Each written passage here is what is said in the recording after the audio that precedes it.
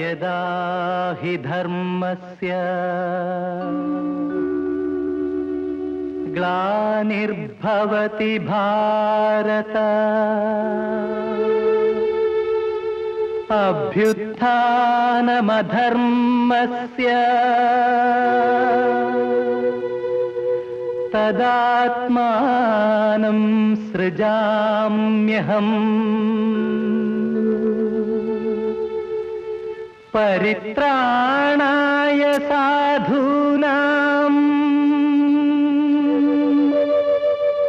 विनाशाय च दुष्कृताम् धर्म संस्थापनार्थाय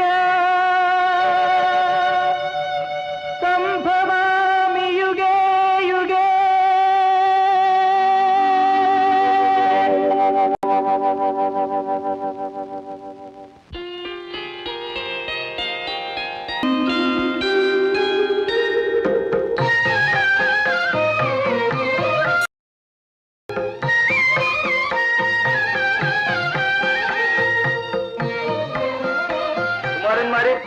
കുമാരന്മാരെ, വിളിച്ചാൽ വിളി കേൾക്കേണ്ടത് വെറും മര്യാദയാണ്.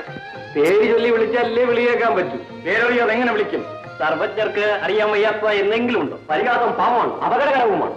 വിളിച്ചതെന്തിന്? അത് പറയും. ശ്രീകൃഷ്ണ ഭഗവാൻ കൊട്ടാരത്തിലുണ്ടോ? അതകത്തു പോയി നോക്കിയാൽ അറിയാം. എന്ത് ധിക്കാരം! ഓഹോ, യാദവ വംശം ഇത്രയ്ക്കടപ്പൊറിച്ചു.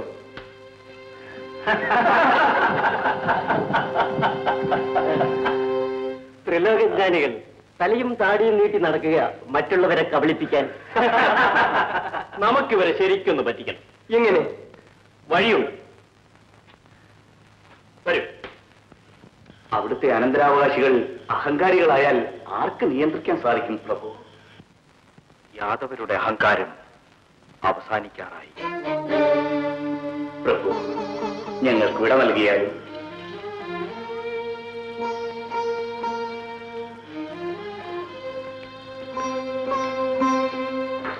സ്വാമി, എന്തുവരെ? അടിയന്റെ മനസ്സ് അസ്വസ്ഥമായിരിക്കുന്നു. കാരണം? അവിടുന്ന് ഇപ്പോൾ അരുളി ചെയ്തത് തന്നെ. ഏത്? യാദവരുടെ അഹങ്കാരം അവസാനിക്കാറായി എന്ന തിരുവായ്മൊഴി. അതിന്റെ പൊരുൾ എന്താണാവോ? ഉൽപ്പന്നമായതിനെല്ലാം നാശമുണ്ടെന്നറിയാത്തവനാണോ ഉദ്ധവർ? അവിടുത്തെ അനുഗ്രഹം കൊണ്ട് അടിയനതറിയാം. എങ്കിലും അവിടുത്തെ വംശം. അഹങ്കാരം ആർക്കും അലങ്കാരമല്ല ഉദ്ധവരെ. അത് നാശത്തിലേക്കല്ലാതെ ആരെയും നയിച്ചിട്ടുമില്ല. എങ്ങനെ ഇരിക്കുന്നു? കൊള്ളാവോ? കൊള്ളാവുന്നു. നേരിൽ കണ്ടില്ലായിരുന്നെങ്കിൽ ഈ ഞാൻ പോലും നിന്നെ പൂർണ്ണ ഗർഭിണിയായിട്ട് കരുതിയേനെ. പ്രസവം കഴിഞ്ഞാൽ ഇവിടെ നിന്നെ കല്യാണം കഴിച്ചോളാന്ന് പറഞ്ഞാൽ പുറകെ കൂടിയേനെ. അവർ വരുന്നു, ആരും ചിരിക്കരുതേ. മഹർഷീശ്വരന്മാരെ, ഒരപേക്ഷ. എന്താണ്? ത്രികാലജ്ഞാനികളായ നിങ്ങളോട് ഒരു ചെറിയ കാര്യം ചോദിച്ചറിയുവാൻ. ചോദിച്ചോളൂ. ഗർഭിണിയായ ഇവൾ പ്രസവിക്കുന്നതാണോ പെണ്ണോ എന്നറിയുവാൻ ഇവൾക്ക് ഞങ്ങൾക്ക് മോഹമുണ്ട്. ദിവ്യ ചക്ഷസ് കൊണ്ട് ഒന്ന് നോക്കി പറയണമെന്ന് അപേക്ഷ. ഓഹോ, അങ്ങനെയോ? അറിഞ്ഞാണെന്നേ ഉള്ളൂ. അറിയാമെങ്കിൽ പറഞ്ഞു തന്നാൽ കൊള്ളാം. ഇവൾ എപ്പോൾ പ്രസവിക്കും? കുട്ടിയാണോ പെണ്ണോ? രണ്ടുമല്ല, ഇരുമ്പലൊക്കെയാണ് പ്രസവിക്കാൻ പോകുന്നത്. ഒരു നാഴിക്കുള്ളിൽ പ്രസവിക്കും. അതുകൊണ്ട് നിങ്ങളുടെ വംശം നശിക്കുകയും ചെയ്യും. ഇരുമ്പുലക്ക.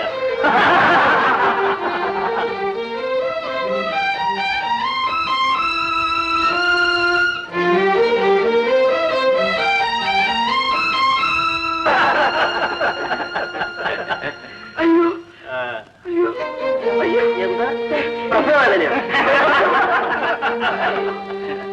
സാമന്റെ അഭിനയം ഒന്നാം തരമായിരിക്കും. ഈ വേഷമല്ല അയച്ചു കളഞ്ഞിട്ട് വാ, നമുക്ക് വെളിയിലേക്ക് എങ്ങാനും പോകാം.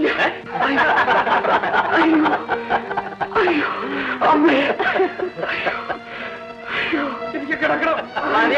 ആ ദാരിക്കാര് പോയി. അയ്യോ, ഭാര്യ കാര്യമായെന്നാ തോന്നുന്നു. ഒരാൾ ചെന്ന് ഭഗവാനെ വിവരം അറിയിക്കും. ഈയോട് കളിച്ചപ്പോൾ പൊള്ളുമെന്നറിയേണ്ടതായിരുന്നു. ഇനി പറഞ്ഞിട്ടെന്ത് കാര്യം? നടന്നത് നടന്നു. ഇനി എന്താണ് വേണ്ടതെന്ന് ഉപദേശിച്ചാലും. എന്താ? സാമ്പൻ ഒരു ഇരുമ്പലൊക്കെ പ്രസവിച്ചു. സ്വയം കൃത അനർത്ഥം. ഇനി കുറ്റപ്പെടുത്തിയതുകൊണ്ട് എന്ത് കാര്യം? വംശം നശിക്കാതിരിക്കാനുള്ള വഴി നിർദ്ദേശിച്ചാലും പ്രഭു. മഹാന്മാരുടെ വാക്ക് പാഴായി പോവുകയില്ല പ്രിയെ. മുനിശാപത്തിൽ നിന്ന് മോചനത്തിനായി ഒരു മാർഗമേ ഉള്ളൂ, സൽക്കർമ്മം. ഇരുമ്പുള കൊണ്ട് വംശം നശിക്കുമെന്നല്ലേ ശാപം? ആ ഇരുമ്പുലക്ക രാഗി പൊടിയാക്കി സമുദ്രത്തിൽ കലക്കും. വേഗം വേഗം. എത്ര രാവിട്ടും ഈ നശിച്ച കഷ്ണം പൊടിയുന്നില്ലല്ലോ. അത് പൊടിയുമെന്ന് തോന്നുന്നില്ല. പിന്നെ എന്ത് ചെയ്യാനാ? ഈ കഷ്ണവും പൊടിയും എല്ലാം കൂടെ കടലിലേക്ക് എറിഞ്ഞാൽ എന്താ?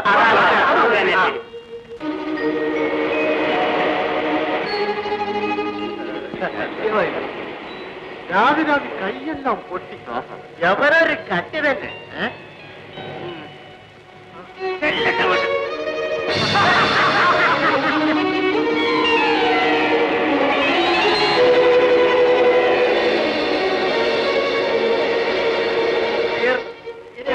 ശാപം ഫലിക്കുന്നുവെന്ന് കാണട്ടെ. അവന്റെ ഇരുപലക്ക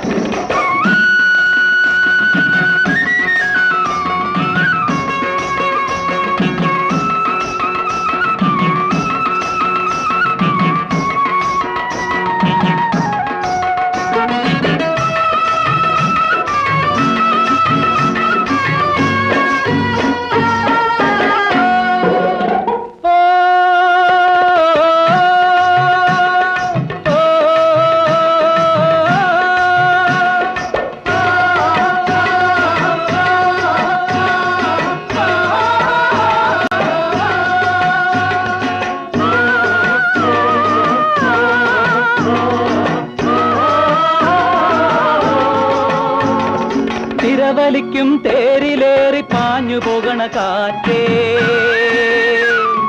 തിരമുറിക്കും തോണികള് വരണ കണ്ടോ, വലവീശി വരണേ വഴിമാറി തരണേ, വടിയോങ്ങി നടക്കണ വടക്കൻ കാറ്റേ, വടക്കൻ കാറ്റേ.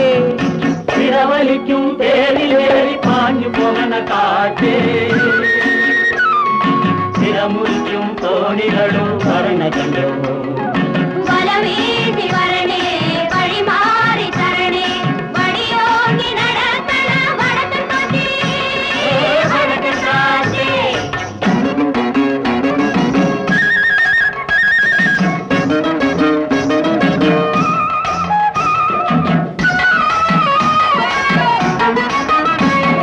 കരയിലൊരു പെണ്ണ്, കളി പറയും പെണ്ണ്, പെണ്ണിന്റെ കണ്ണു രണ്ടും കരിമീന്, കരിമീനെ പിടിക്കാൻ വല വീശി ചെന്നേ, കരിമീനെ പിടിക്കാൻ വല വീശി ചെന്നേ, കരളിന്റെ വലക്കണ്ണി മുറിഞ്ഞേ, വലക്കണ്ണി മുറിഞ്ഞേ. തിരവലിക്കും തേരിലേറി പാഞ്ഞു പോകണ കാറ്റേ, തിരമുറിക്കും തോണികള് വരണ കണ്ടോ, വലവീശി വരണേ വഴിമാറി തരണേ, വടിയോങ്ങി നടക്കണ വടക്കൻ കാറ്റേ, വടക്കൻ കാറ്റേ.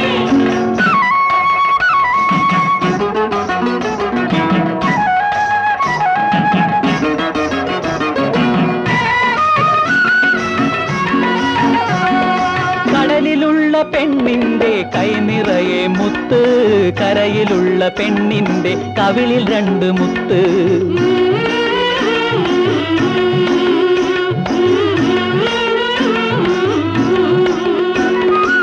കടലിലുള്ള പെണ്ണിന്റെ കൈ നിറയെ മുത്ത്, കരയിലുള്ള പെണ്ണിന്റെ കവിളിൽ 2 മുത്ത്.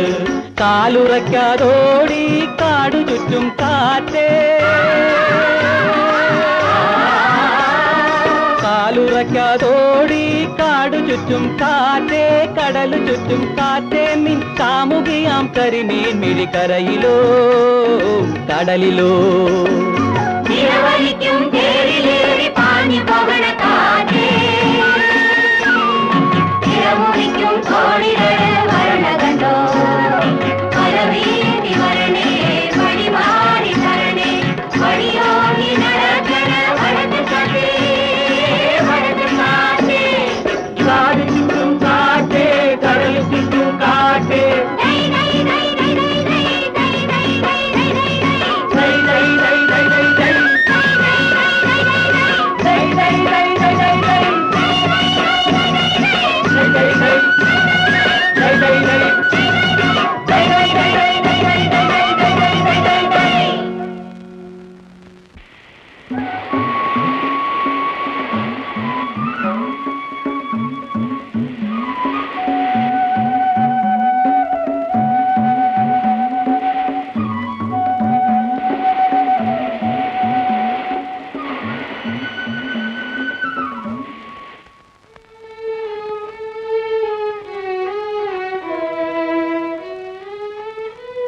ഞാൻ പോകട്ടെ?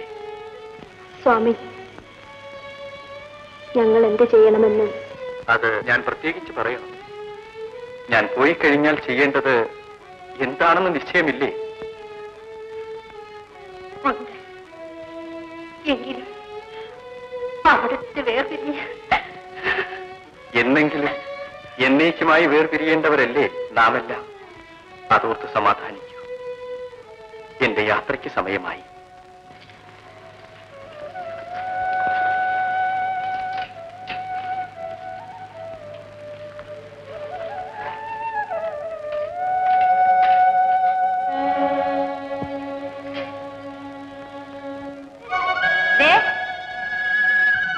ഇത് കണ്ടോ? ഈ വീടിന്റെ വൈദ്യനാഥത്തിരുന്നതാ. എവിടെ? അല്ല, ഇത് ഇരുമ്പാണല്ലോ. കൊള്ളാം. ഇത് തല്ലിപ്പരത്ത് കൂർപ്പിച്ചാൽ അമ്പിന്റെ തലയാക്കാം. വാളിന്റെ മൂർച്ചയുണ്ടല്ലോ, തൊടുന്നത് സൂക്ഷിച്ചു വേണം. വാടാ, പുല്ലിനാണോ വാളിന്റെ മൂർച്ച?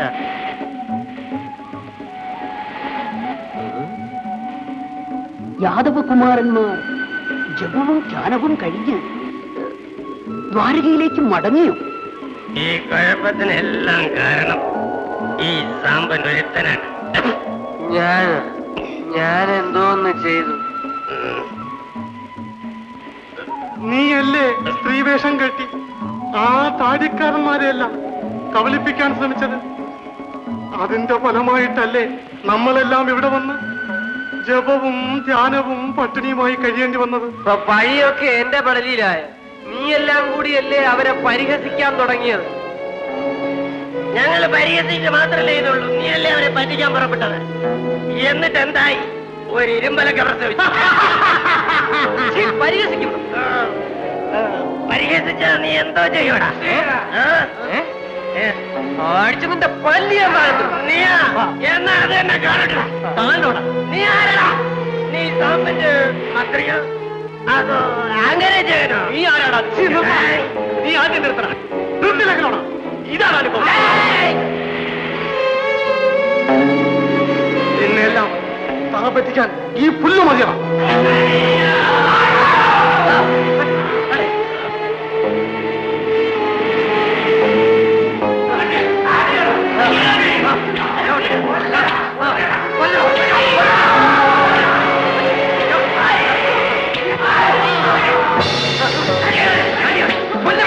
കുമാരന്മാരെ നിർത്തു നിർത്തു. എന്ത് ഭ്രാന്താണിത്? അയ്യോ, ഇതിനാണോ ഭഗവാൻ നിങ്ങളെ ഇങ്ങോട്ട് അയച്ചത്? അരുത്, ഭഗവാനെ കരുതിയെങ്കിലും നിർത്തു. വേണ്ട, അടിക്കരുത്. ജീവൻ വേണമെങ്കിൽ മറിച്ചിട്ടുള്ളൂ. രണ്ടിലൊന്നറിയാ ഇത് അവസാനിക്കില്ല.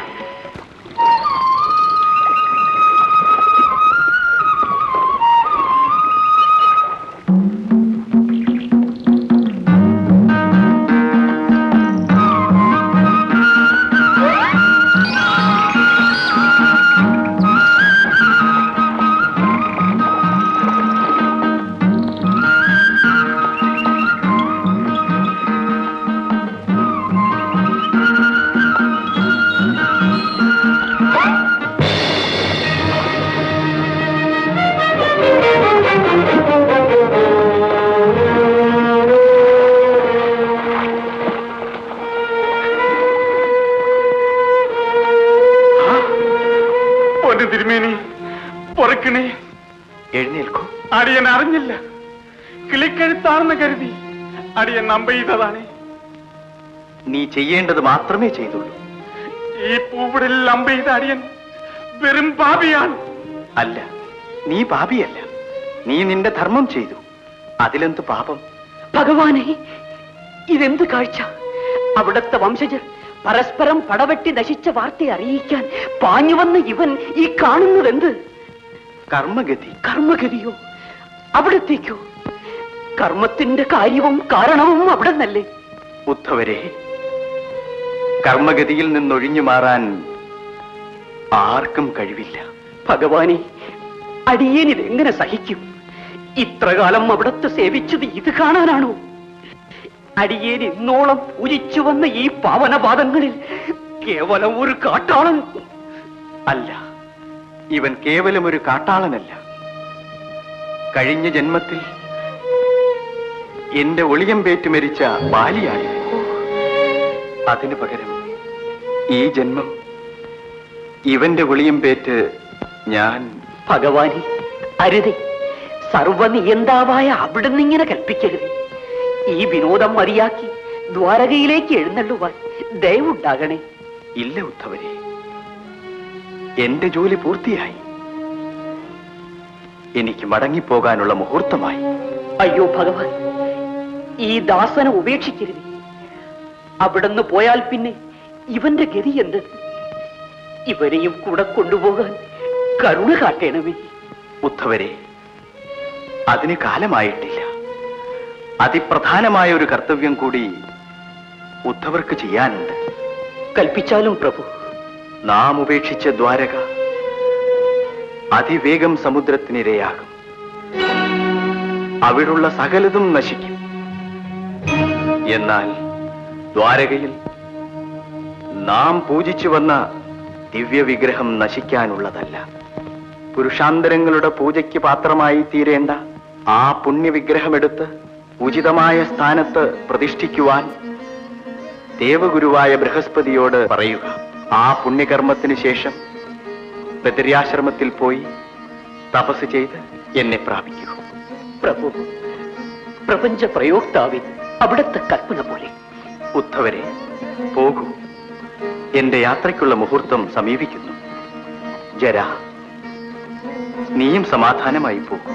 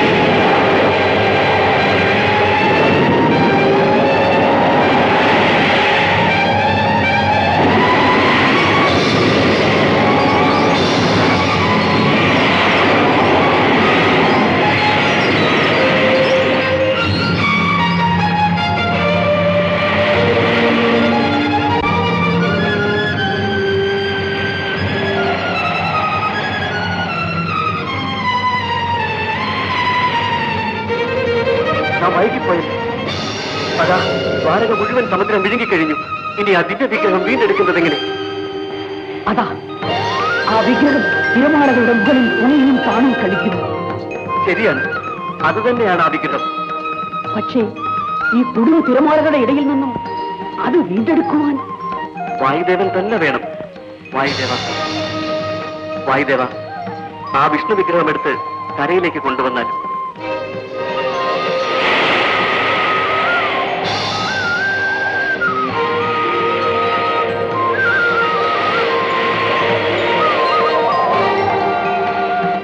ആഹാ, ജനകോടികളുടെ മഹാഭാഗ്യം.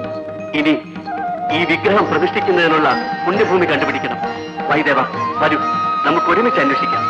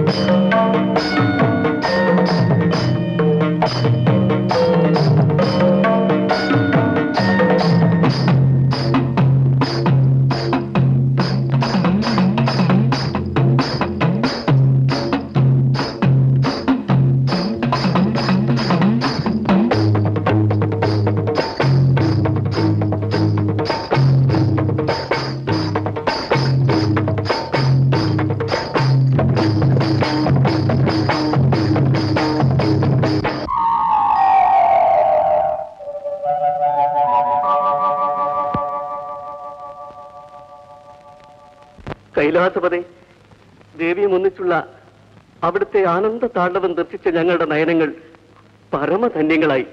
ബൃഹസ്പതി, ദേവഗുരുവായ അങ്ങയുടെ ആഗമനം പ്രതീക്ഷിച്ച് തന്നെയാണ് ഞാനിവിടെ കാത്തു നിൽക്കുന്നത്. ഞാൻ അനുഗ്രഹീതനായി.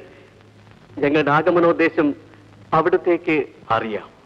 സാക്ഷാൽ വൈകുണ്ഠവാസിയായ വിഷ്ണു പരമാത്മാവിന്റെ പുണ്യവിഗ്രഹം പ്രതിഷ്ഠിക്കുവാൻ പറ്റിയിടം ഈ പരശുരാമ ക്ഷേത്രം തന്നെയാണ്. ഗുരുവായ അങ്ങും വായുവും ചേർന്ന് പ്രതിഷ്ഠിക്കുന്നതുകൊണ്ട് ഇവിടം ഗുരുവായൂർ എന്ന പേരിൽ പ്രസിദ്ധി നേടും. കലിയുഗത്തിലെ ജനകോടികൾ ഈ പുണ്യവിഗ്രഹത്തെ പൂജിച്ച് ജന്മസാഫല്യം നേടും. വായുദേവ, ഈ പുണ്യവിഗ്രഹത്തിന് യോജിച്ച ഒരു ക്ഷേത്രം കൂടി നിർമ്മിച്ചെങ്കിലേ നമ്മുടെ പരിശ്രമം പൂർത്തിയാകും. വിശ്വകർമാവിന് മാത്രമേ അതിന് ശക്തിയുള്ളൂ. വരൂ.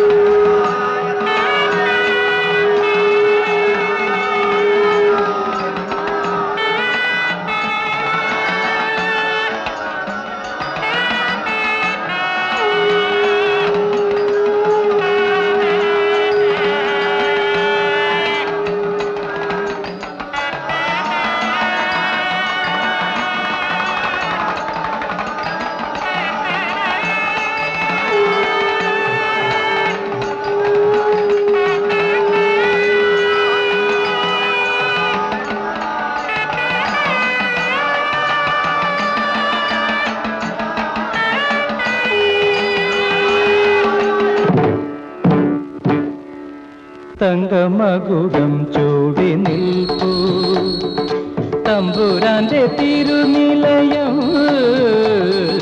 തങ്കമകുടം ചൂടി നിൽപ്പൂ തമ്പുരാന്റെ തിരുനിലയം.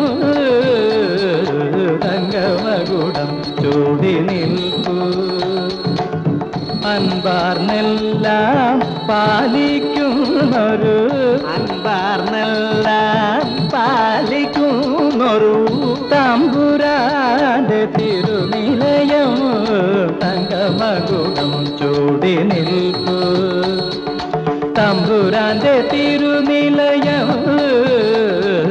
തങ്കമകുടം ചൂടി നിൽപ്പൂ കണ്ണിനു പൂക്കണിയാകും ഹരിയുടെ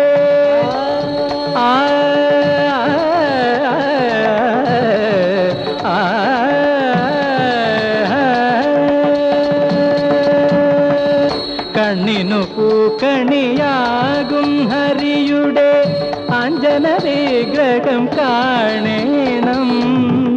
അഞ്ജന വിഗ്രഹം കാണേണം. ശംഖചക്രഗദാപത്മങ്ങളും അംഗശോഭയും കാണേണം.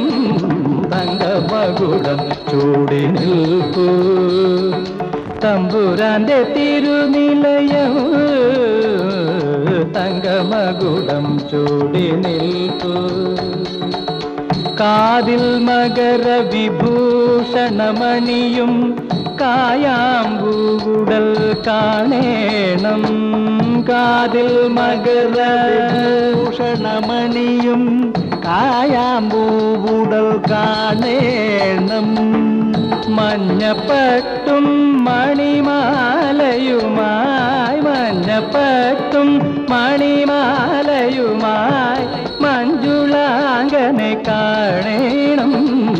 തങ്കമകുടം ചൂടി നിൽപ്പൂ തമ്പുരാന്റെ തിരുനിലയം. തങ്കമകുടം ചൂടി നിൽപ്പൂ. അങ്ങനെ അന്ന് ഗുരുവും വായുവും കൂടി പ്രതിഷ്ഠിച്ചതാണ് കലിയുഗത്തിൽ ഭൂലോക വൈകുണ്ഠമായി തീർന്നിരിക്കുന്ന ഈ തിരുനിലയം. പൗരാണിക കാലം മുതൽക്കേ പല മഹാന്മാരും ഈ സന്നിധാനത്തിൽ അഭയം തേടിയിട്ടുണ്ട്. സർപ്പശാപമേറ്റ് കുഷ്ഠരോഗിയായി തീർന്ന ജനമേജയന്റെ കഥ നിങ്ങൾ കേട്ടിട്ടില്ലേ? അദ്ദേഹത്തിന്റെ പട്ടമഹിഷി മറ്റെല്ലാ സുഖങ്ങളും കൈവിടിഞ്ഞ് ഭർത്താവിനെ തന്നെ ശുശ്രൂഷിച്ച് കഴിഞ്ഞുകൂടി. ഒരു ദിവസം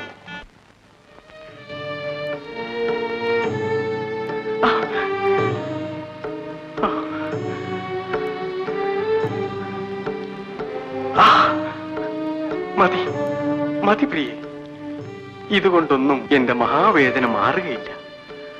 മരണത്തിനല്ലാതെ മറ്റൊന്നിനും എന്റെ വേദന മാറ്റുന്നതിന് കരുത്തില്ല. നീതേ വിഷമിക്കുന്നതെന്തിന്? എന്താണ് ഇങ്ങനെ കൽപ്പിക്കുന്നത്? എന്റെ കടമയല്ലേ ഇത്? പ്രഭു, അവിടുത്തെ ശുശ്രൂഷിക്കുന്നതിൽ പരമാനന്ദം എനിക്ക് മറ്റെന്തുണ്ട്? പ്രിയേ, കേവലം ഒരു കുഷ്ഠരോഗിയെ പരിചരിച്ച് പാഴാക്കി കളയുവാനുള്ളതല്ല നിന്റെ താരുണ്യവും ലാവണ്യവും. മധുവിധുവിന്റെ മാതകാനുഭൂതി പോലും നിനക്ക് നൽകുവാൻ ഈ നിർഭാഗ്യവാന് കഴിഞ്ഞില്ല. ഒരു മഹാരാജാവിന്റെ വാമഭാഗം അലങ്കരിച്ച് മഹാറാണിയായി തിളങ്ങേണ്ട നീ ഒരു മഹാരോഗിയെ ശുശ്രൂഷിച്ച് ജന്മം നിഷ്ഫലമാക്കുന്നത് കഠിനമാണ്.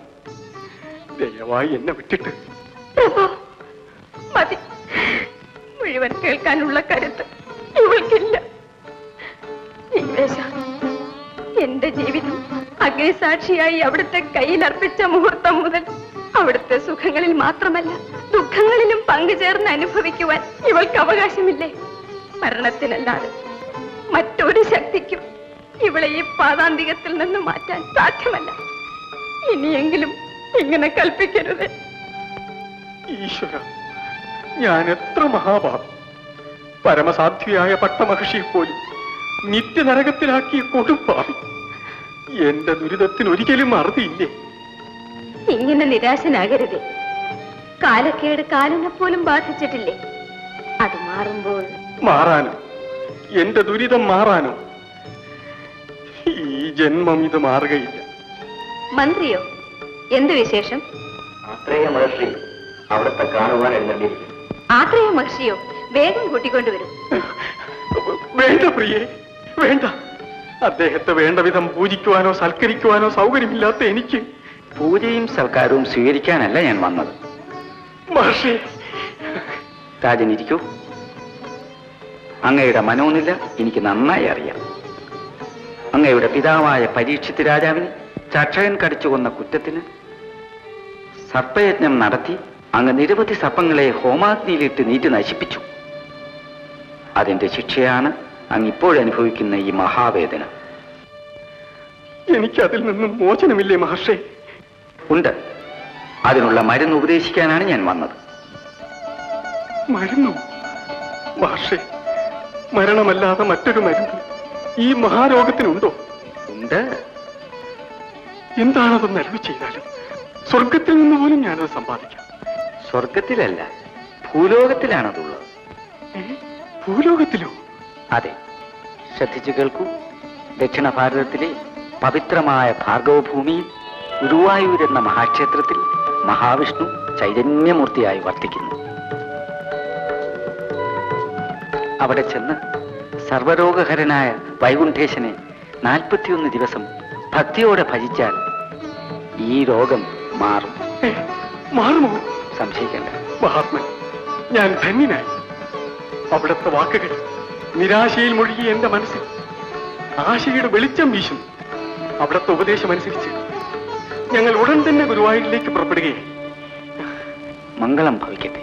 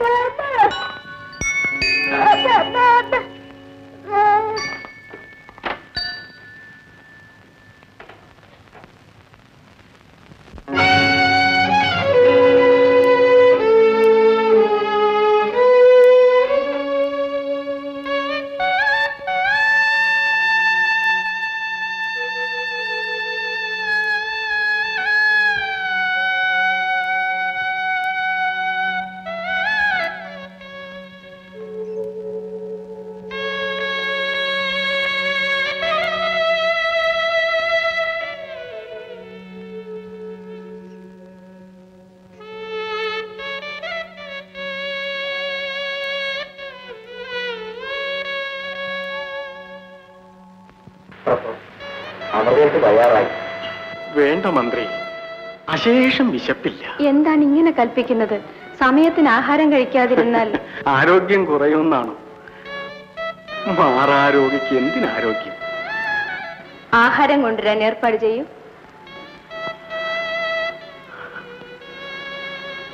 ഇങ്ങനെ നിരാശനാകരുതേ. എനിക്കിനിയും ആശിക്കുവാൻ എന്തുണ്ട് പ്രിയ? നീ കണ്ടില്ലേ, സകലരും എന്നെ കാണുന്ന മാത്രയിൽ അറപ്പോടെ ഒഴിഞ്ഞു മാറുന്നു. എന്റെ അരികിൽ നിൽക്കുവാൻ പോലും നടുങ്ങുന്നു. ലോകം 1000 കോൽ അകറ്റി നിർത്തുന്ന കുഷ്ഠരോഗിയാണ് ഞാൻ ഇനിയും ആശിക്കണം. സർവരോഗഹരനായ സാക്ഷാൽ വൈകുണ്ഠേശനെ അഭയം പ്രാപിച്ചിരിക്കുകയല്ലേ? ആ കാരുണ്യമൂർത്തി നമ്മെ കൈവെടിയുകയില്ലെന്ന് വിശ്വസിക്കണം. എങ്കിൽ 41 ദിവസം ഭജന വരുന്നിട്ടും രോഗശാന്തിയുടെ സൂചന പോലും ലഭിക്കാത്തതെന്ത്?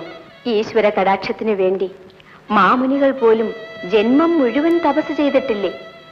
41 ദിവസം അത്ര വലിയൊരു കാലയളവാണോ? അക്ഷമനാകാതെ അചഞ്ചലമായ വിശ്വാസത്തോടെ ഭജിച്ചാൽ ആശ്വാസം കിട്ടുമെന്നത് നിശ്ചയമാണ്. എന്തോ എന്റെ ആശയെല്ലാം അസ്തമിച്ചു. അവസാനത്തെ അവലംബമായ ഈ കരുണാമയനും ഈ കുഷ്ഠരോഗിയെ കടാക്ഷിക്കുമെന്ന് എനിക്ക് അശേഷം വിശ്വാസമില്ല.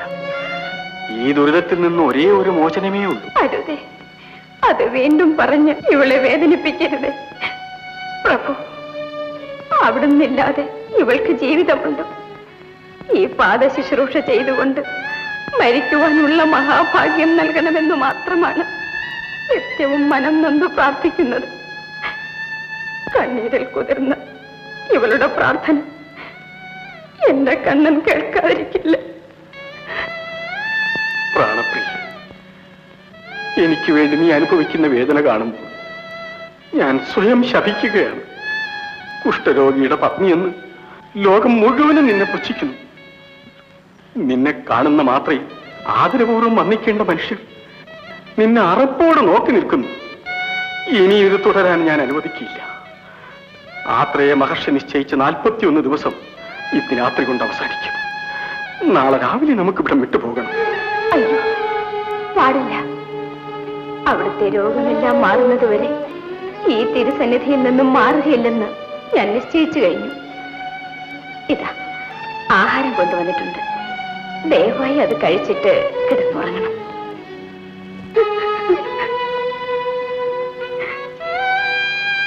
കരുണാകര, എന്തിനീ പരീക്ഷ? അവിടുത്തെ പാതാരവിന്ദങ്ങളിൽ ശരണം പ്രാപിച്ചവരെ കൈവെടിയുക അവിടുത്തെ പതിവല്ലല്ലോ. എന്റെ നാഥന്റെ നിരാശ അവിടുന്ന് അറിയാത്തതാണോ? അബലകളുടെ കണ്ണീരിന് മുൻപിൽ അലിയുന്ന ആ ഹൃദയം ഈ പാവപ്പെട്ടവരുടെ വേദന അറിയുന്നില്ലേ? ദീനതയാലും ഇവളിൽ കരുണ കാട്ടാൻ ഇനിയും അമാന്തിക്കരുതേ പ്രഭു, അമാന്തിക്കരുതേ.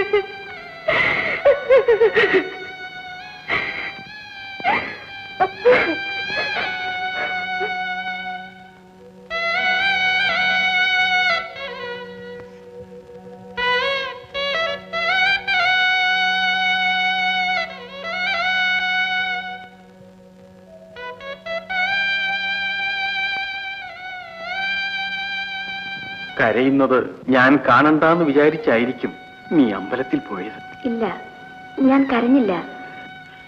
എത്ര മറച്ചാലും നിന്റെ മനോനില എനിക്ക് മനസ്സിലാകും.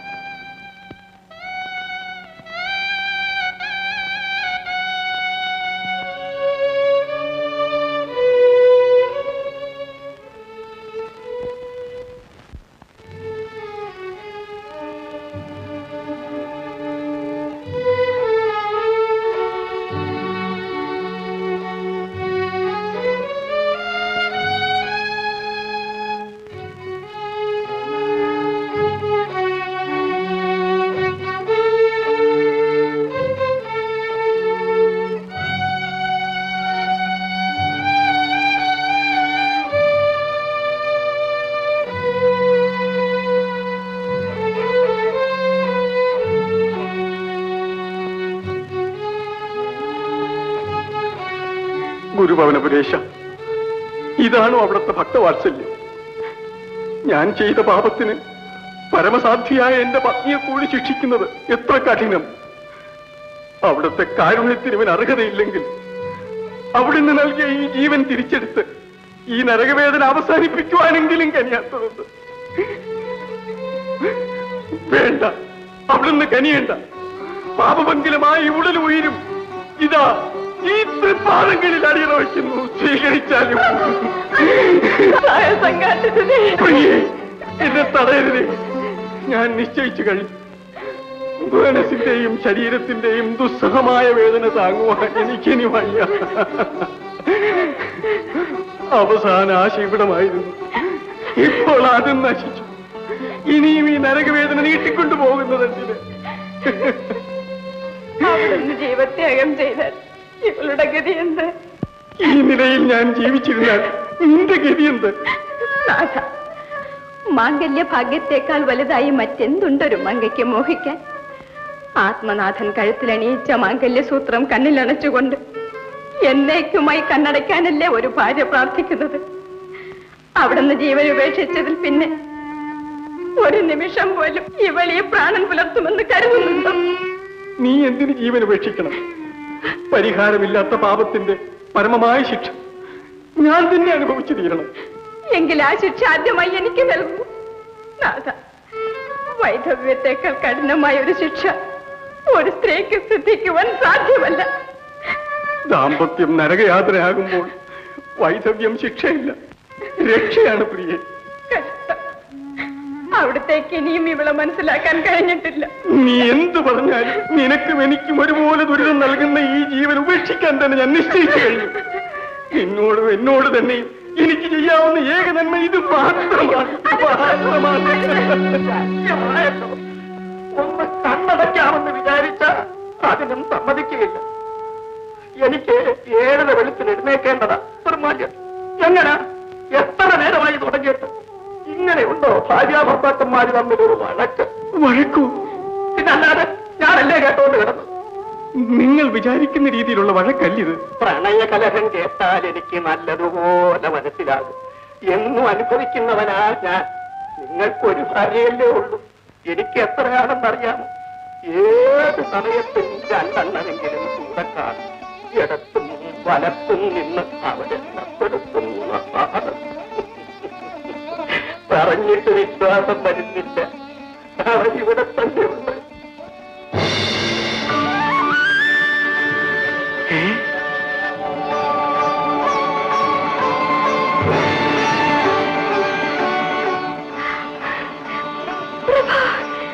അവിടുത്തെ രോഗമെല്ലാം മാറി. എന്റെ രോഗം മാറിയോ? പൂർണ്ണമായും മാറിയോ? പൂർണ്ണമായും മാറി. ഭഗവാനെ, അവിടെ നിന്നാണോ വൃത്തവേഷത്തിൽ ഇവനെ അനുഗ്രഹിക്കുവാൻ എഴുന്നല്ലേ? അവിടുത്തെ മഹിമ എന്തെന്ന് മനസ്സിലാക്കാത്ത ഇവന് മാപ്പ് നൽകണേ. ഗുരുവായൂരപ്പ, ആരോഗ്യദായക പ്രസീത ഗുരുവായൂരപ്പ.